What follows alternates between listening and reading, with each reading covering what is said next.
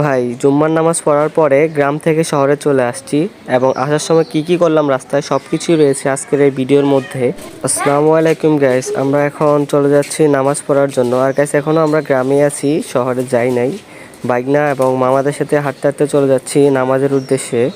Finally গ্রামের মসজিদে নামাজ পড়া শেষ করলাম এবং নামাজ শেষ করে বাসার উদ্দেশ্যে রওনা হয়ে গেলাম। আর এদিকে দিকে আমার বাইকনাগুলো পাইতেছিলাম না, ওদেরকে রাস্তায় খুঁজতেছিলাম।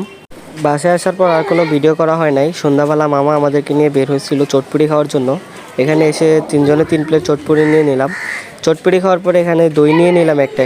তারপরে ভাই বাসায় গিয়ে রেডি হয়ে চলে যাচ্ছি শহরে। এখানে ছিল আমার পাশে আমার খালাতো ভাই আর পুরো আমার ফ্যামিলি। এদিকে আমরা আমাদের গাড়িটা আসার জন্য ওয়েট করতেছিলাম, কারণ আমাদের গাড়িটা গ্যাস নেওয়ার জন্য চলে গেছিলো এদিকে। ভাই গাড়িতে ওঠা 10 মিনিট পরে পুরো রাস্তা অন্ধকার হয়ে গেছিলো।